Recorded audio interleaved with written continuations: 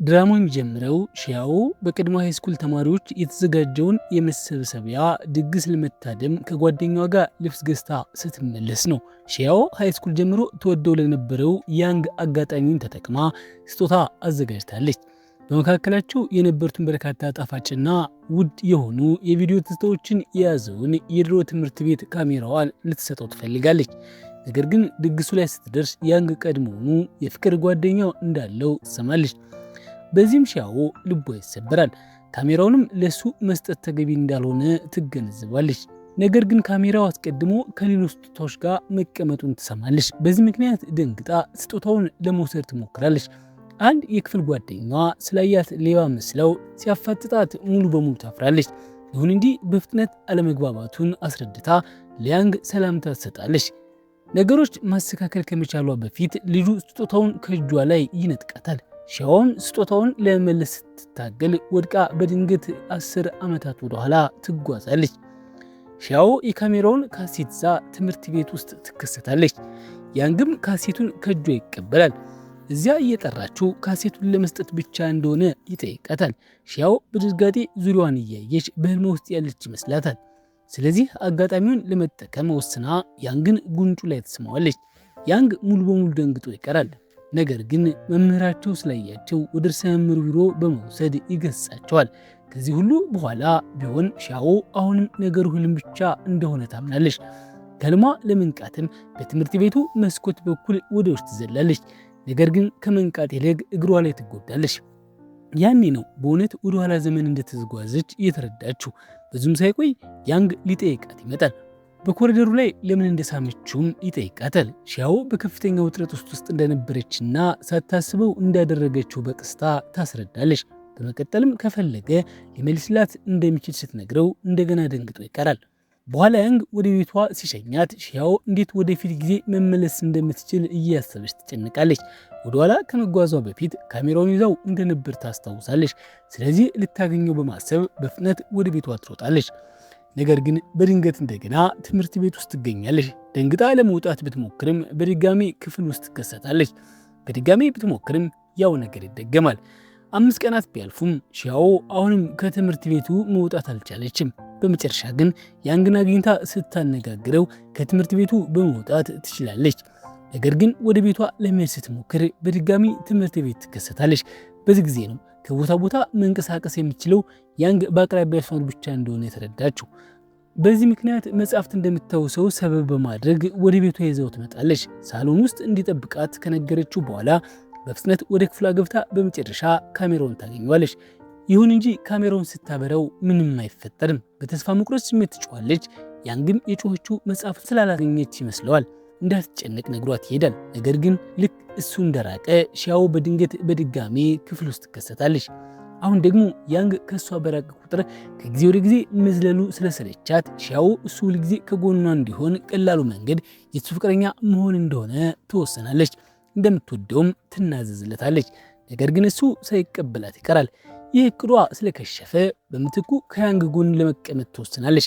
አንድ የክፍል ጓደኛዋን ቦታ እንዲቀይራት ጠይቃ እቃዎቿን ካዛወረች በኋላ በመጨረሻ ከሱ ጎን ትቀመጣለች። ከክፍል በኋላ ግን ቦታውን የቀየራት ተማሪ ሊያሾፍባት ይጀምራል። ያንግ ይህንን አስተውሎ የሺያዎን እቃዎች እንድትሸከም ይረዳታል። በተረጋጋ መንፈስም ይከላከልላታል። በመቀጠልም ሁለቱ አብረው ይወጣሉ። ያንግም ለምን ሁል ጊዜ ከጎኑ እንደምትሆን ይጠይቃታል። ሺያዎ ከወደፊቱ ጊዜ ወደኋላ እንደመጣችና ከሱ ስትለይ በሌላ ጊዜ ትምህርት ቤት ውስጥ እንደምትከሰት በቅንነት ትነግረዋለች። በእርግጥ ያንግ አያምናትም። ይልቁንም በአቅራቢያው እንድትሆን 3 ደንቦች ይሰጣታል። አንደኛ እቃዎቹን መንካት የለባትም፣ ሁለተኛ ወደሱ በጣም መቅረብ የለባትም እና ሶስተኛ እንግዳ የሆኑ ነገሮችን መናገር የለባትም። ሺያዎ በነገሩ ተበሳጭታ እሱም ቢሆን በእሷ ጉዳይ ውስጥ ጣልቃ መግባት እንደሌለበት ትነግረዋለች። ከጥቂት ጊዜ በኋላ መምህሩ ሺያዎን አንድ ግጥም እንድታነብ ይጠይቃታል። ግጥሙ ስላላስታወሰችው ከያንግ መጽሐፍ ላይ ለማንበብ ትሞክራለች። እሱ ግን መጽሐፉን ይዘጋባታል። ሺያዎ ተበሳጭታ በድርጊቱ ብታማርም ያንግን በጉዳዩ ውስጥ ጣልቃ እንዳይገባ የነገረችው ሰው ራሷ መሆኗን ያስታውሳታል። በመናደድም ሺያዎ ጀርባው ላይ ወረቀት ትለጥፍበታለች። ነገር ግን ያንግ ያውቅባታል። በማግስቱ ያንግ የቆሸሸ ሸሚዝ ለብሶ ዘግይቶ ይደርሳል። ለዚህም ሺያዎ በጨርቅ ልታጸዳለት ትሞክራለች። እሱ ግን እንዳትነካው ነግሯት ወደ መጸዳጃ ቤት ይሄዳል። ሺያኦ እሱ በጣም ጨቅጫቃ እንደሆነ ታስባለች። ከዚህ በኋላ ሺያኦ ያንግን በመውደዷ መጸጸት ትጀምራለች። ነገር ግን በመጸዳጃ ቤት ውስጥ ያንግ በትከሻ ላይ ትልቅ ቁስል እንዳለበት ይታያል። ሺያኦ ወዲያው ስትወጣ ራሱን ያንግ አባት እንደሆነ የሚያስተዋውቅ ሰው ታገኛለች። ይሁን እንጂ ያንግ ሲያየው ሙሉ በሙሉ ችላ ብሎት ያልፋል። ሺያኦ ከወደፊቱ ጊዜ የመጣች በመሆኗ ቀደም ሲል ምን እንደሚፈጠር አንዳንድ ነገሮችን ታውቃለች። ያንግ በቅርቡ በምግብ አዳራሽ ውስጥ አደጋ እንደሚደርስበት ታስታውሳለች። ስለዚህ ጥንቃቄ እንዲያደርግ ታስጠነቅቀዋለች። ነገር ግን ያንግ አያምናትም። ይህም ያበሳጫታል። ተናዳም ትታው ትሄዳለች። በማግስቱ በምግብ አዳራሽ ውስጥ ሺያኦን ላለመርዳት ትወስናለች። ነገር ግን በመጨረሻ ቅጽበት የምግብ ትሪው ወደሱ ሲወድቅ እሱን ለማዳን ስትል እላዩ ላይ ትዘላለች። ፊታቸው በጣም ይቀራረባል። ያንግም ደንግጦ በፍጥነት ይነሳና ስሟን ይጠራታል። ከዚያም ሺያኦ በአንገቱ ላይ ቁስል ታስተውላለች። እሱን በጥንቃቄ መከታተል ትጀምራለች። በእጁና በደረቱ ላይም ህመም እንዳለበት ትረዳለች። በተጨማሪም ያንግ ቁስሉን ለነርሷ ማሳየት እንደማይፈልግ ስታይ እጁን ይዛ ለቁስሉ የሚሆን ቅባት ትሰጠዋለች። ከዚያም በኋላ በሰውነቱ ላይ ስላሉት ምልክቶች ትጠይቀዋለች። እሱ ግን ምንም አይነግራትም። ሺያኦ ከሰው ጋር ተጣልቶ ሊሆን እንደሚችል ታስባለች። ቢሆንም የሚያስፈራራው ሰው ካለ ለሷ ከመናገር ወደኋላ እንዳይል፣ ምክንያቱም እንደምትከላከልለት በለስላሳ አንደበት ትነግረዋለች። በኋላ በክፍል ውስጥ መምህሩ ለተማሪዎቹ የቤት ስራ ይሰጣቸዋል። የተማሪዎቹን ቤት በመጎብኘት ከወላጆቻቸው ጋር የሚያደርጉትን ግንኙነት በቪዲዮ መቅረጽ አለባቸው። በዚህ ምክንያት ሺያኦ ወደ ያንግ ቤት ትሄዳለች። እዚያም መጀመሪያ ላይ በጣም ደግ የሚመስለው አባቱን ታገኛለች። ነገር ግን እየተመለሰች ሳለ ሺያኦ ካሜራዋን እንደረሳቸው ትረዳለች። ስለዚህ ወደ ያንግ ቤት ትመለሳለች። ያንግ አባት ካሜራውን ይመልስላታል። ከሰናበተችው በኋላ ሺያኦ ካሜራውን ክፈት ሆኖ እንደነበር ታስተውላለች። ስለዚህ የተቀረጸው ነገር ትፈትሻለች። ያኔ ነው አስከፊውን እውነት የምታገኘው። ያንግ አባት ቤት ውስጥ በጣም ጨቋኝ ነው። ሺያኦ ወዲያውኑ ያንግን ፍለጋ ትሄዳለች። ስታገኘውም እያለቀሰ ነበር። ለዓመታት አባቱ እናቱን ይጎዳት እንደነበር ይነግራታል። እናቱ ልትተው ፈልጋ ነበር። ነገር ግን አባቱ እንደሚቀየር ቃል ስለገባላት ቀረች። ይሁን እንጂ ነገሮች ይበልጥ እየባሱ ሄዱ። ያንግ እናቱን ለመጠበቅ ሲሞክር አባቱ እሱን መጉዳቱን ጀመረ። ያንግ ከእናቱ ጋር ቤት መውጣት እንዲችል ትምህርት በፍጥነት መጠናቀቅ እንደሚፈልግ ይናገራል። ይህን ከሰማች በኋላ ሺያኦ ያንግ ለተሸከመው ህመም ሁሉ በጥልቅ ታዝናለች። እንዴት ልትረዳው እንደምትችልም ማሰቧን ትቀጥላለች። ከጥቂት ቀናት በኋላ የወላጆች ስብሰባ ይደረጋል። ያንግ አባት ንግግር ያደርጋል። ልጁን በፍቅር እንዳሳደገውና በዚህ ምክንያት ያንግ አርአያ የሚሆን ተማሪ ሊሆን እንደቻለ በኩራት ይናገራል። ይህን መስማት ያንግን በህመምና በቁጭት ይሞላዋል። ምክንያቱም ቃላቱ ከእውነተኛ ህይወቱ ሙሉ በሙሉ የተለየ ነበሩ። ሲሰቃይ ያየችው ሺያኦ በቀስታ እጁን ትይዘዋለች። ያቺ ትንሽ የእጅ ንክኪ ለያንግ ጥንካሬ ትሰጠዋለች። እናቱ የልጇን ህመም ካየች በኋላ ልቧ ተሰብሮ ባሏን ፍቺ ትጠይቃለች። በዚህ ምሽት ያንግ ስላገዘችው ሺያኦን ያመሰግናታል። እናቱ ተጨማሪ ገንዘብ ለማግኘት ወደ ሌላ ከተማ ሄዳ ስለምትሰራ በቅርቡ ወደ ራሱ ክፍል እንደሚዘዋወር ይነግራታል። ይህን የሰማችው ከአያቷ ጋር ብቻዋን የምትኖረው ሺያኦ ቤታቸው ውስጥ ነፃ ክፍል እንዳለ ትነግረዋለች። በዚህም መንገድ ያንግ ወደ ቤቷ ይዛወራል። በዚያ ምሽት ሺያኦ ውሃ ለመቅዳት ወደ ውስጥ ትወጣለች። ነገር ግን እንቅልፍ ስለመጣባት በተሳተ ክፍል ውስጥ ትመለሳለች። በማግስቱ ጠዋት ስህተቷን ትረዳለች። እጅግ በጣም ታፍራለች። ለያንግ በሩን መቆለፍ እንደነበረበት ነግራው በፍጥነት ትሮጣለች። በማግስቱ መምህሩ የፈተና ውጤታቸውን ይሰጣቸዋል። ያንግ ያልፋል፣ ሺያኦ ግን አታልፍም። አባቷ ይህንን ሲያውቅ ይደውልላትና ከመጀመሪያዎቹ 10 ተማሪዎች ውስጥ መግባት ከቻለች የምትወደውን የሙዚቃ ባንድ የኮንሰርት ትኬት እንደሚገዛላት ይነግራታል። በዚህ ምክንያት ሺያኦ ያንግን እንዲያስተምራት ትጠይቀዋለች። እሱም ይስማማል። ነገር ግን ይህ መቀራረባቸው ያስተዋላቸው ራንን ያስቀናታል። ራን በጣም ጎበዝ ተማሪ ስትሆን እሷም ለያንግ ፍቅር ስሜት አላት። በክፍል ውስጥ መምህሩ ሺያኦን አንድ ጥያቄ እንድትሰራ ይጠይቃታል። ነገር ግን መስራት አትችልም። በኋላም መውጫው ላይ ራን ታሾፍባታለች። ይህም ሺያኦን በጣም ያቆስላታል። ስለዚህ ከዚያ ቀን ጀምሮ በየቀኑ ምሽት ጠንክራ ማጥናት ትጀምራለች። በጣም በትጋት ስለሰራች በመጨረሻ 10ኛ ደረጃን ለመያዝ ትበቃለች። በደስታም ያንግን ታቅፈዋለች። ቆይቶም አባቷ የጠየቀችውን 2 የሻንጋይ ኮንሰርት ቲኬቶችን ይልክላታል። እሷም ከእሷ ጋር እንዲሄድ ያንግን ትጋብዘዋለች። ነገር ግን እዚያ ሲደርሱ ቲኬቶቻቸው በአውቶቡስ ውስጥ እንደተሰረቁ ይረዳሉ። ሺያኦ አዝና ከያንግ ጎን ትቀመጣለች። እሷን ለማጽናናት ያንግ የምትወደውን ባንድ ሙዚቃ ይከፍትና የጆሮ ማዳመጫውን ያደርግላታል። ይህም ልክ በእውነት ኮንሰርት ላይ ያለች ያህል እንዲሰማት ያደርጋታል። ይህም በጥልቀት ስሜቷን ይነካዋል። በማግስቱ ሺያዎ ያንግ ወደ አንድ አካዳሚ እንደሄደ ታውቃለች። አሁን እሱ ከጎኗ ባይሆንም እንኳ ከጊዜ ወደ ጊዜ የመዝለሉ ሁኔታ እንደቀረ ትረዳለች። ስለዚህ እሷ ራሷ ልትፈልገው ትሄዳለች። ያንግ ከሺያዎ ጋር የተነሳውን የቡድን ፎቶ ይመለከታል። ሲወጣ ሺያዎ በር ላይ ታገኘዋለች። መጽሐፍቱንም በመሸከም ትረዳዋለች። በዕለቱ ያደረገው ነገር እንዳለ ትጠይቀዋለች። ነገር ግን ፎቶውን ስታይ ራንን እያየ ይመስላታል። ምክንያቱም ወደፊት ራን የሱ ፍቅረኛ እንደሆነ ስለምታውቅ ነበር። ነገር ግን ያንግ ሌላ ሰው እያየ እንደነበር ይነግራታል። ሺያዎ ስለ እሷ እየወራ መስሏት በደስታ ትሞላለች። በዚህ ምክንያት ሁለት የራሷን ፎቶዎች በሚስጥር በያንግ መጽሐፍ ውስጥ ታስቀምጣለች። ይሁን እንጂ ያንግ መጽሐፉን ለአንድ የክፍል ጓደኛው ያወሷል። የክፍል ጓደኛው ፎቶዎችን ሲያይ ፍቅረኛሞች መስለውት ሊያሾፉባቸው ይጀምራል። ሺያዎ ያንግ የሚቆጣ ስለመሰላት ከእንግዲህ ምንም አይነት ችግር እንደማትፈጥርበት ያንን እንደምትወደው እየተናዘዘች ጊዜ እንዲረሳው ትጠይቀዋለች።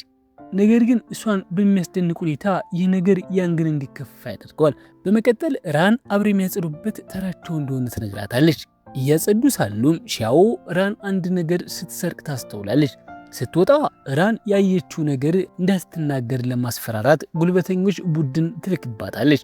ሺያዎ ሊደበድቧት እንደሚችሉ በመፍራት ሺሊን ከተባለ ልጅ ጋር በጣም ቅርብ እንደሆነች ትነግራቸዋለች። ሺሊን በትምህርት ቤት ውስጥ ሁሉንም ሰው የሚፈራው ልጅ እንደነበር ታስታውሳለች። ጉልበተኞቹ የሺሊን ፍቅረኛ መስላቸው ፈርተው ይለቋታል። በማግስቱ ግን የሆኑ ልጆች ሺሊን ሊያነጋግራት እንደሚፈልግ ይነግሯታል። ሺሊን እየጠበቃት ወዳለበት ክፍል ይወስዷታል። እሷ ስሙ ስለተጠቀመችበትና የሱ ፍቅረኛ እንደሆነ ስለተናገረች እንደ ማካካሻ ለአንድ ሳምንት የሱ ትዕዛዝ መፈጸም እንዳለባት ይነግራታል። በሌላ በኩል ያንግ ሺዮንን ይዟት እንደሄደ ይሰማል። ስለዚህ በፍጥነት ሊፈልጋት ይሄዳል። ሺዮ ለሺሊን ጥያቄውን በተወሰነ መልኩ አስቂኝ እንደሆነባትና እንደምታስብበት ትነግረዋለች። ልክ በዚህ ጊዜ ያንግ ስለ እሷ ተጨንቆ ይደርሳል። ሺሊንም ጥሏቸው ይሄዳል። ይሁን እንጂ ከጥቂት ቀናት በኋላ ሺሪዮ እና ሺሊን በድጋሚ በቢሮ ውስጥ ይገናኛሉ። እሷ ሹ የተባለውን የክፍል ጓደኛዋን መታው ነበር። በመሆኑም ሺወ የይቅርታ ደብዳቤ እንድትጽፍ ትታዘዛለች። እሷ ግን ፍቃደኛ አትሆንም። ምክንያቱም እሱ ዌን የተባለችውን ሌላኛውን የክፍል ጓደኛውን ለረጅም ጊዜ ሲያስቸግራት እንደነበር ታስረዳለች። ሺዮ መምሩ ሹን እንዳስቆመው ቀደም ሲል ጠይቃ ነበር። ነገር ግን መምሩ ምንም ስላላደረገ እሷ ራሷ ለሹ ትምህርት ለመስጠት ወሰነች። በመጨረሻም ሹ ድጋሚ ዊንን ላለማስቸገር ቃል ይገባ። ይህን ከሰማ በኋላ ሺሊን በደስታ ለሺዮ ያጨበጭብላታል። መምሩ ግን ተበሳጭቶ ሁለቱንም ወደ ውጭ ወጥተው እንዲቆሙ ይቀጣቸዋል። ውጭ እያሉ ሺሊን ለምን ዌንን እንደረዳቻት ሺዮን ይጠይቃታል። እሷም ማንም ካላስቆመው ዌን በሹ ምክንያት ወደፊት ትምህርት ቤቱ እንደምትተው ስለምታውቅ እንደተረዳች በተረጋጋ መንፈስ ትነግረዋለች። ሺሊን ነገሩ ገርሞት እንዲህ አይነቱ ነገር እንዴት ልታውቅ እንደቻለች ይጠይቃታል። ሺዮ ከወደፊት ጊዜ የመጣች መሆኗን ትነግረዋለች። እሷን በሚያስደንቅ ሁኔታ ሺሊን ነገሩ እንግዳ ሆኖ አልታየውም። ይልቁንም ድንቅ ነገር እንደሆነ ያስባል። አሁን ጓደኛሞች እንደሆኑ ይጠይቃታል። ነገር ግን በተመሳሳይ ጊዜ በመካከላቸው ስላለው ስምምነት ያስታውሳትና ለስላሳ መጠጥ እንድትገዛለት ይነግራታል። ያንግ ይህንን ሰምቶ ይጨነቃል። ከእምሩ ጋር በመነጋገር የሺያዎ ቅጣት እንዲነሳ ያደርጋል። ብቻቸውን ሲቀሩ ያንግ ሺሊን እየረብሻት እንደሆነ ሺያዎን ይጠይቃታል። ሺያዎ እንደማይረብሻትና እሷና ሺሊን እኩል የሆነ ስምምነት እንዳደረጉ ትገልጽለታለች። ቢሆንም ያንግ አሁንም ይጨነቃል።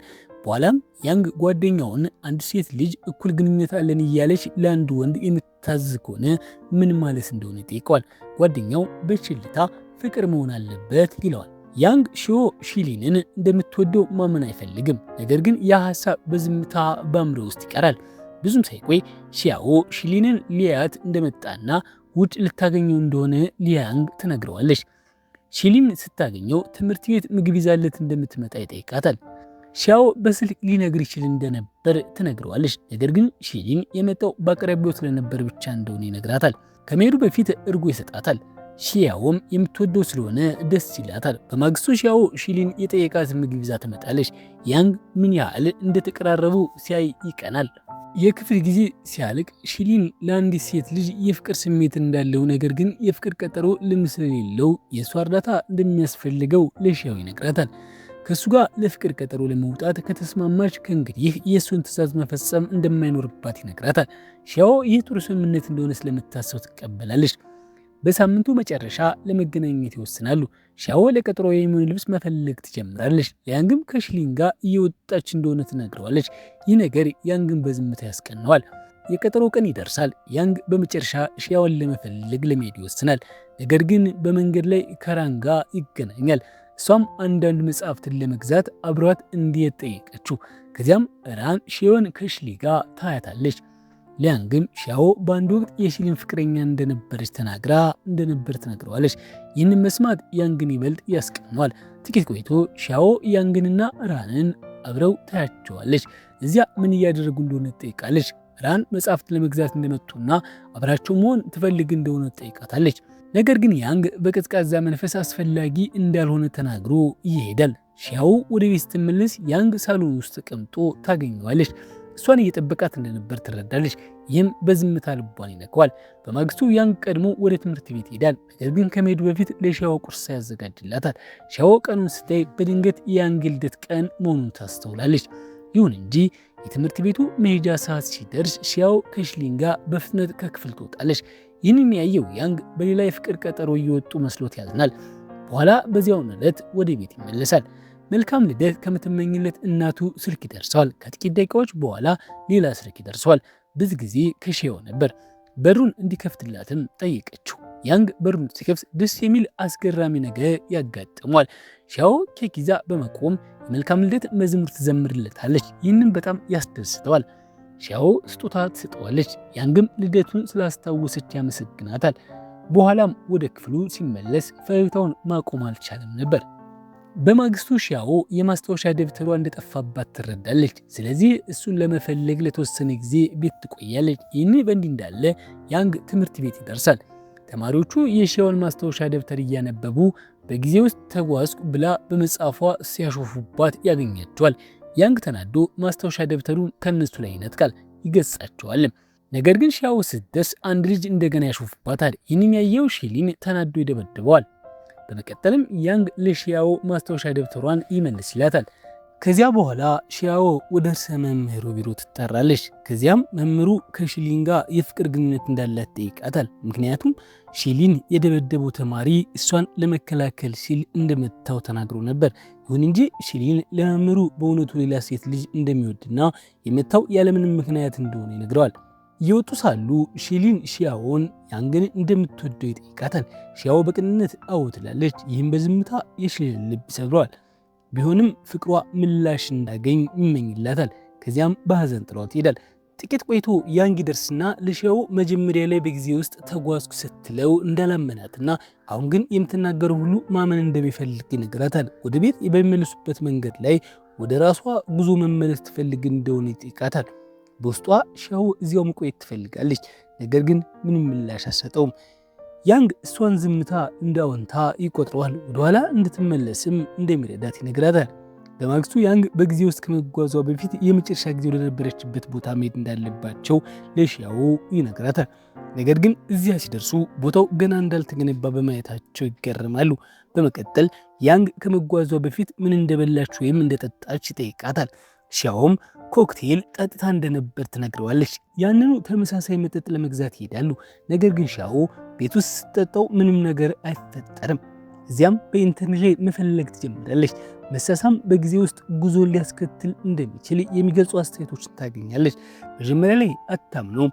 ነገር ግን ያንግ ተኝቶ ስታየው በቀስታ ጉንጩ ላይ ተስሟለች። አሁንም ቢሆን ምንም ነገር አይፈጠርም። ጥቂት ቆይቶ ሻኦም እንቅልፍ ይወስዳታል። ያንግ ሲነቃ ተሸክሞ ወደ አልጋ ይወስዳታል። በቀስታም በብርድ ልብስ ይሸፍናታል። እሷን እያየ ሳለ ሻኦ ትምህርት ቤት ውስጥ ያየ የሳመችው ቀን የያዘችውን ካሴት ተቀብሏት እንደነበር ያስታውሳል። ካሴቱን አግኝቶ ወደ ካሜራው ውስጥ ሊያስገባው ሲል ሻኦ ትተኛ ትሄዳለች ብሎ ስለሚፈራ ይተወዋል። ቢሆንም በማግስቱ ያንግ ስለ ካሴቱ ለሻኦ ይነግራታል፣ ይሰጣታልም።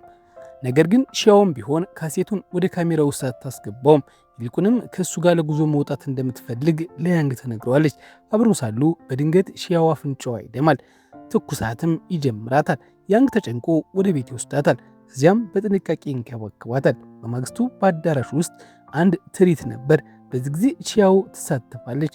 ይህ ቀደም ሲል ባለፈው ዘመን ፈጽማ ያላደረገችው ነገር ነበር። እዚያ አስደሳች ጊዜ ብታሳልፍም በድንገት ራሷን ስታ ትወድቃለች። ያንግ በፍጥነት ወደ ሕክምና ክፍል ይወስዳታል። ሺያኦ ስትነቃ እንዳይጨነቅ ተነግረዋለች። ነገር ግን ጤንነቷ እየተባባሰ ይሄዳል። በማግስቱ አፍንጫዋ እንደገና ይደማል። ያንግም ይህ የሚሆነው ሺያኦ የዚህ ዘመን ሰው ስላልሆነች እንደሆነ ይረዳል። ከእንግዲህ እንድትሰቃይ ስለማይፈልግ በመጨረሻ ካሴቱን ወደ ካሜራ ውስጥ ያስገባዋል። ካሜራው እየተቀረጸ ሳለ ወደፊት እንደሚያገኛትና በጣም ስለሚወዳት እንደገና የፍቅር ቃሉን እንደሚገልጽላት ቃል ይገባላታል። ከዚያ በኋላ ሺያኦ ወደ ራሷ ጊዜ ትመለሳለች። ከድግሱ አንድ ቀን ቀደም ብሎም ትነቃለች። መጀመሪያ ላይ ነገሩ ሁሉ ህልም ብቻ ይመስላታል። ነገር ግን አንድ ነገሮች ቀደም ሲል ከተከሰቱት ጋር ተመሳሳይ መሆናቸውን ስታስተውል ያንግን ለመፈለግ ትሄዳለች። ይሁን እንጂ ስለ እሱ የሚያውቅ ሰው ያለ አይመስልም። ልቧ ተሰብሮ ሺያኦ ወደ ባህር ዳርቻ ሄዳ ታለቅሳለች። ከዚያም እሷን በሚያስደንቅ ሁኔታ ያንግን እዚያ ታገኘዋለች። ባለፈው ዘመን ስትስመው ከፈለገ ሊመልስላት እንደሚችል ነግራው እንደነበር ያስታውሳታል። ለረጅም ጊዜ ተሸክሞት በነበረ ስሜት ሁሉ ያንግ ምን ያህል እንደናፍቃት እየነገራት በቀስታ ይስማታል። በዚህም ታሪኩ ያበቃል። በሌላ ታሪክ እስከምመጣ ላይክ፣ ፎሎ፣ ሼር እያደረጋችሁ ቤተሰብ ሁኑ። እናመሰግናለን። መልካም ጊዜ